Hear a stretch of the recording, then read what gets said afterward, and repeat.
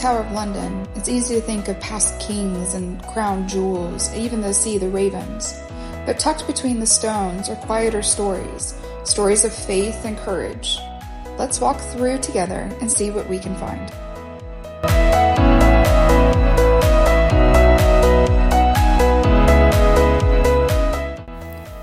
This is Traitor's Gate, where prisoners once arrived by boat.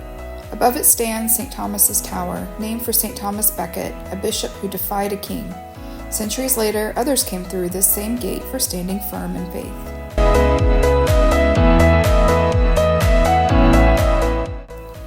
The bell tower once held St. Thomas More and St. John Fisher. You can't go inside today, but those small windows remind us that great acts of conscience often happen in quiet places.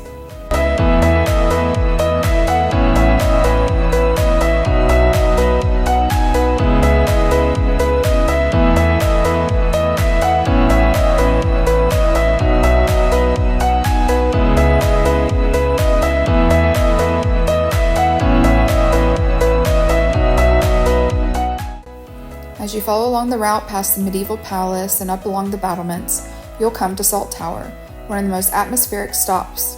Step inside, the walls themselves begin to tell their story.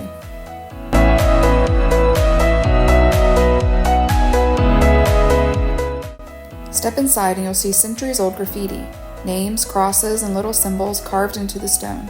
They were made by prisoners, often Catholic priests who spent months or even years here.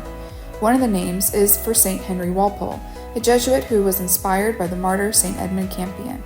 Another is Father John Gerard, who made one of the most daring escapes in Tower history, slipping down a rope smuggled in a wine flask and rowing across the Thames to freedom. It's the kind of story that makes you smile, even in a place like this.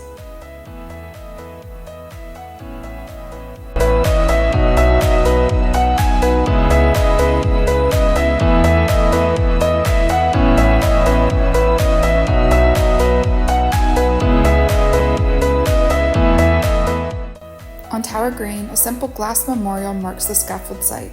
Here died Blessed Margaret Pole, Countess of Salisbury, a grandmother remembered for her courage and calm faith.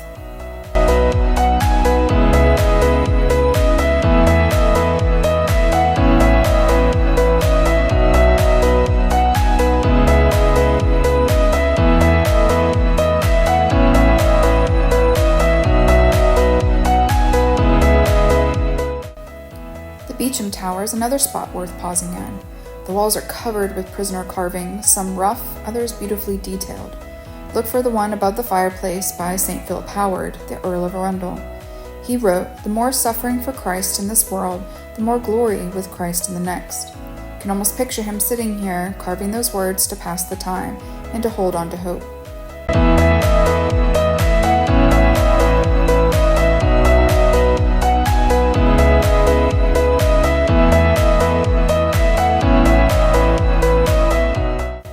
And then there's the torture chamber near Bloody Tower, where instruments of torture are still displayed.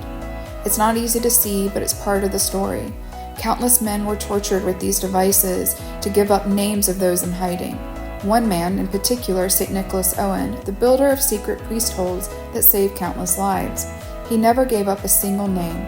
When you learn that, these rooms feel less grim and more sacred, reminders of the strength ordinary people can have.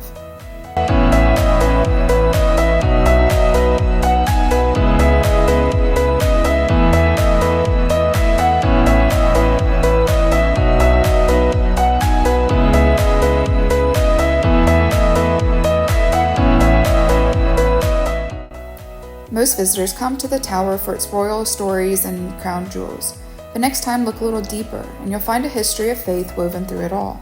These walls remember more than kings and queens. They remember courage and grace that endures.